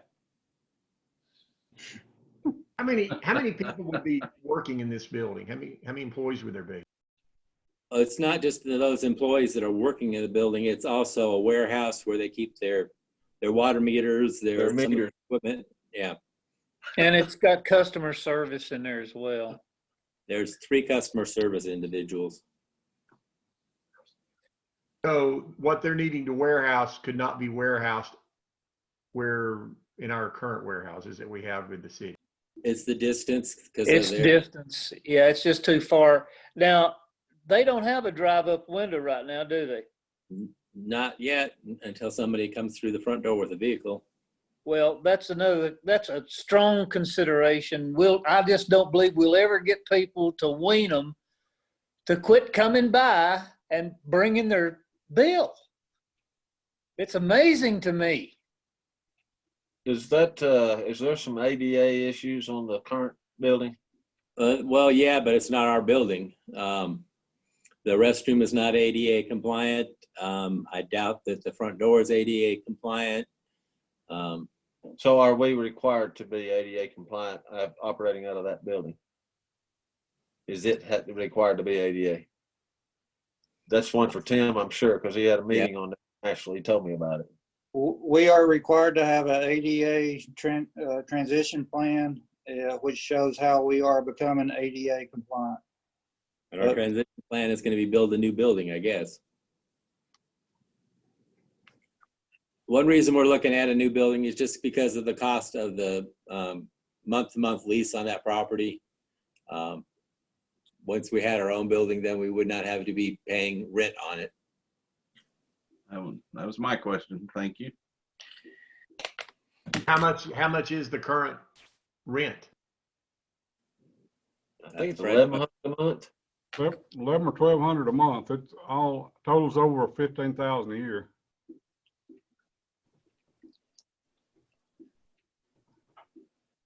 I think we need to consider updating and modernizing the building myself. They've done very well. They've done a good job for us out there. It's time for us to consider a long-term solution to warehousing and customer service and ADA requirements. And I certainly would like to see that remain in the budget and go ahead with the plans on it myself. Does anybody know the square footage? I've got it here. If you give me just a second, I'll get to drawing. The interest alone on a $475,000 building is beatable at least right now, just so you know. Yeah. I don't think they can justify it by the rent. Well, we could also get a much more energy efficient building.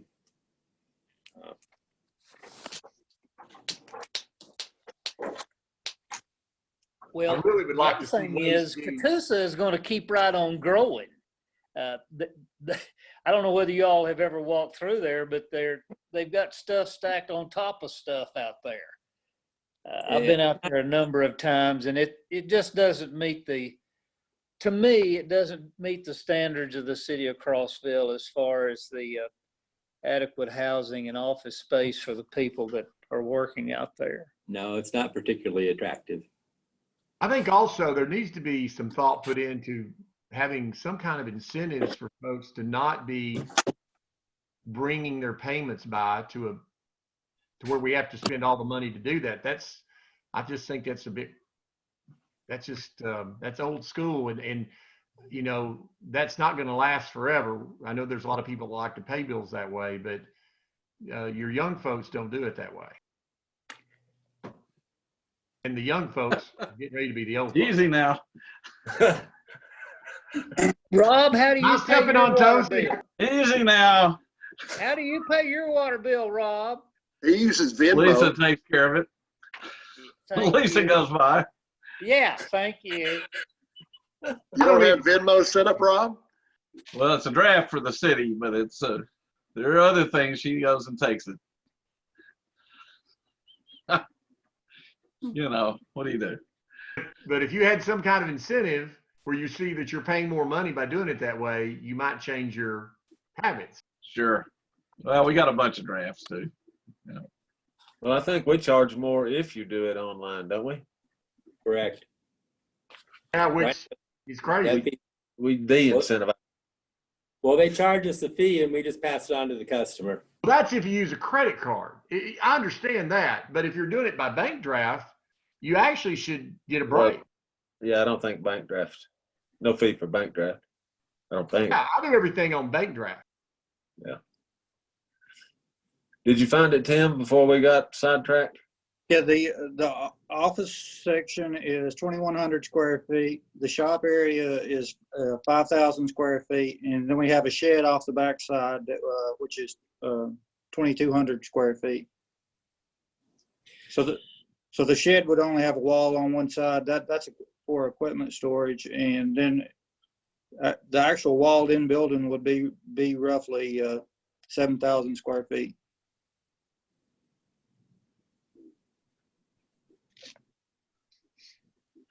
Did you come up with the estimate on the 475, Tim? No, I did not. Jeff's been talking to a contractor, and we're developing a floor plan in-house, and we're looking to bid this out as a design build and have the contractor actually come back with the architectural plans for the permit. That works pretty well. I've done several fire stations that way for a building like this. The only problem with doing a design build, I don't know, when you get that bid, you're not looking at apples to apples. I'll say, I know you can get it done quicker that way.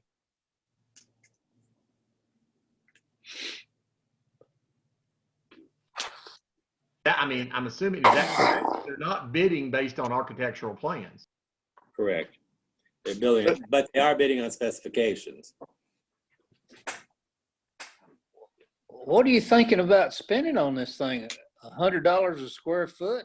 Originally, we were thinking about 300,000, but then we started getting some numbers back, and it was getting a little bit scarier. Yeah,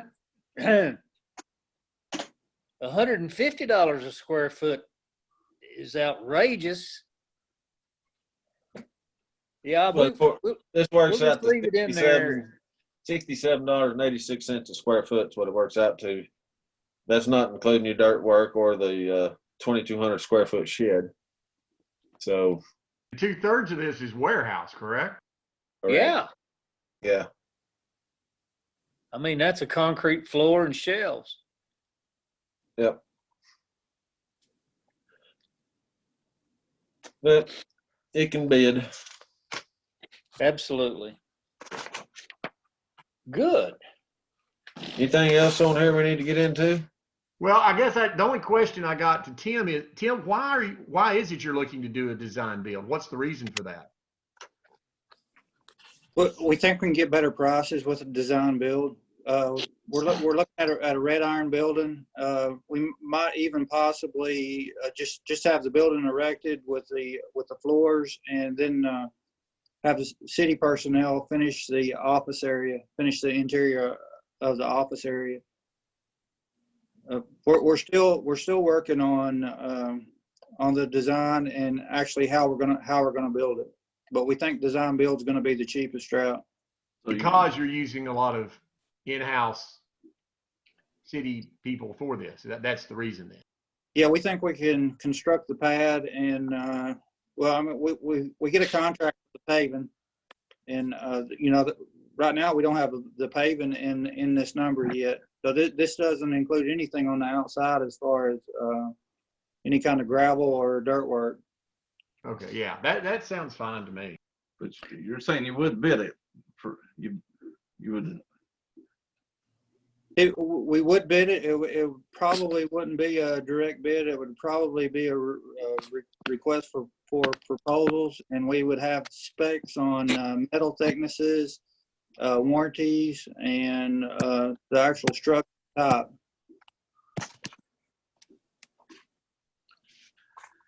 And just I guess question comment is, we often talk about we'll just have city crews do it, but I wonder how much free time they have for these things. If it's raining a lot, Okay, you all have better sense than I do. I'm just, They've had a lot of time here lately. rain will do that. Is that Kevin's crew that does your construction? Steve's. Steve's. So that's who did the downstairs, Robin's office and all that? Yes. Not bad. Look good. Yeah, it looks good. Mr. Mayor, Yes. would it be premature to put something in the water and sewer budget for the request from Deer Creek?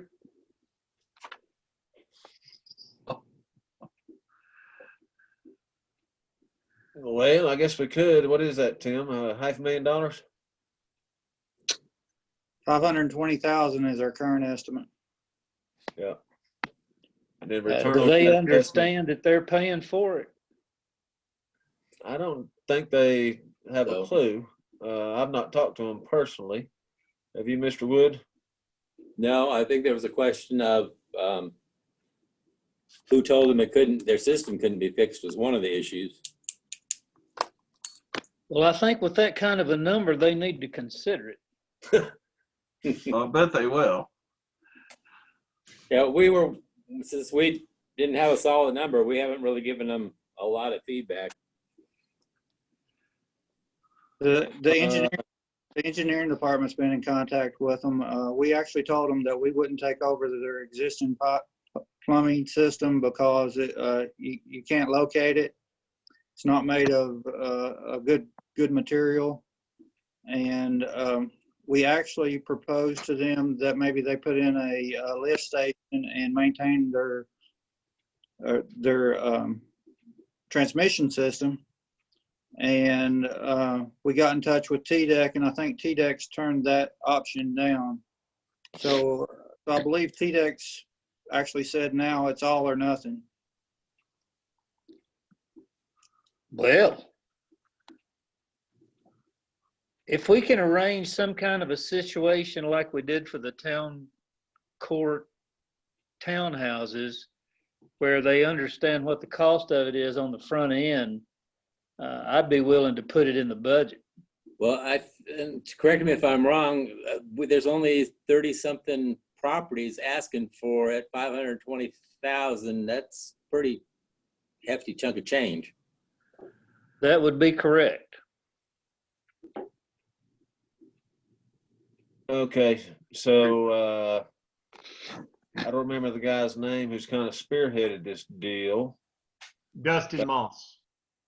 Yeah, pickleball player. I'll get in touch with him, and we'll discuss the situation and bring this back before our next meeting in reference to the budget. How's that? That's fine. Tim, do you have it where it's amortized over years yet? Well, we've actually not looked at that. there is 50 individual parcels that we would be sewering through this project.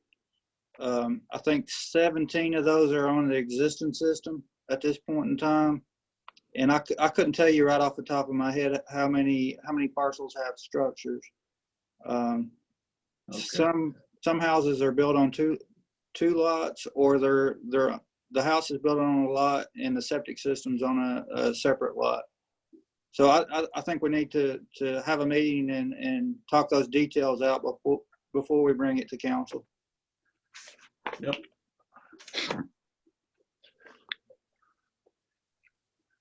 Mr. Mayor, I'm ready to get with Fred tomorrow, if he can do that. Of course, what I've asked him to do with this employee health insurance, Your Honor, is pretty complex and complicated. I mean, according to my analysis, there's 20-something different departments that this affects, and near 200 employees, and that's quite a bit of work. I'll be surprised if he can pull that information together, but I know Leah's been working on it for several hours, so she may have some more stuff for it already. Okay. All right. But that's what I wanted to know. Okay. I have some bamboo to put under his fingernails if you need it. We don't mess with Leah. No, I was talking about Fred. I'm not going to do it. Well, Fred and I go way back.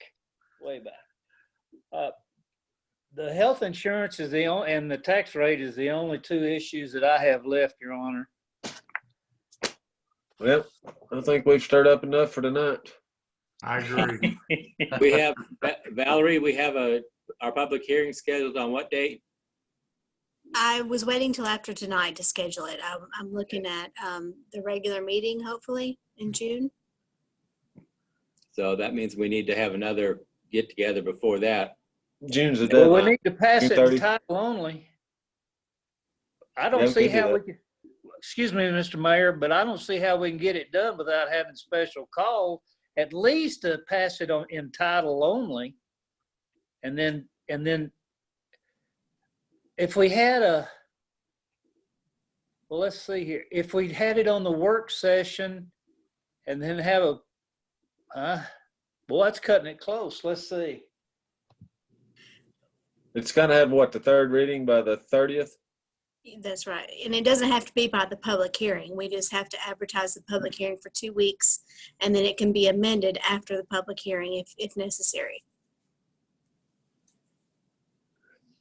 Well, the work session, the work session is, it's 2 weeks away. Yes. Well, why don't you do the first and second reading on that, and then we'll have a special call after the public hearing. The public hearing I was scheduling for the regular meeting in June. Yeah.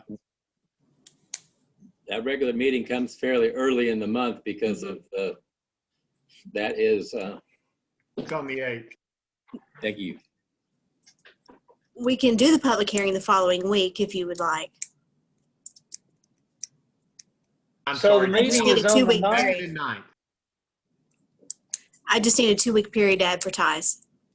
So do you want to shoot for the 16th? Or do you want to shoot?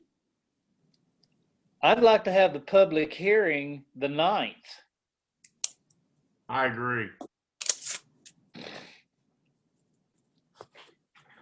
Do a special call with the work session and then have that as part of before whatever the meeting on the 9th. Well, you can send that thing out the 27th. Allie, when do we have to have the third reading by? June 30th. But the newspaper has changed to 2 publications a week. Mm-hmm. So to get it in Friday's paper, I would have to get it to them by 10 o'clock in the morning. Can you do that? We'll do it. Guess you're going to miss Rotary in the morning. She needs to get here early tomorrow, doesn't she? You could text it to somebody. Who do you deal with? Kristen. You Right. gotta have an official piece of paper to them. No, it's just the deadline. I have to get it to her by 10 o'clock. I've got the ad all ready to go. It's just she needs it by 10 for her publication deadline. Could you email it to her now? Yes, yes. Right now? Yes. Okay. that way you don't miss Rotary.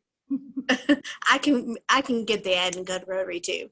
Oh, okay. We're Zooming. We're Zooming. Room. Okay, so you got the dates figured out? Special call at the work session, then the regular meeting, and then we'll have another special call after that. We've got to have we need to have a third budget meeting, I'm assuming, correct? Tax rate. Well, the work session. Okay, so we can just deal with it then. That sounds fine to me. What was the other thing? Oh, health, wasn't that it, Jay? I'll be there at the work session. Don't you worry about that. Are we going to meet? On time. Yeah. What are you getting on me for, Rob? My thought going to on be on this Zoom thing.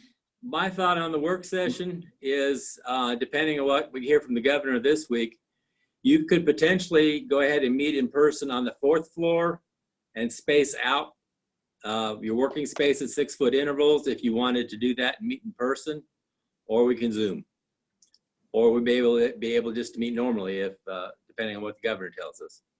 But Okay, tell me about how the public hearing is going to work. Well, we don't know. Let's just wait and see what the governor has to say. Yeah. Well, We he's may- opening up a lot of things this Friday, the 22nd, so we can at least meet on the 4th floor spread out. That's what I was hoping for, the public hearing. If we hold it by Zoom, I have to advertise it that way. Well, maybe we could have them march in there one at a time if they had something to say. Yeah. Well, we could get 6 feet apart on the 4th floor. We can work that out. Yes. Okay. You getting I'm hungry, fine with Scott? whatever the mayor decides. Well, for those of us that have to drive home, it's raining. But for those of you that are already home, It's still raining. Oh. It's not rain to drop out here. Fred, give me a call when you and Leah have some numbers for me. I'll do it. So we're done, Okay, I'm good. assuming, correct? Are we adjourning? Yes, we're adjourned, Scott. Thank you. Time for dinner. Yep. all right.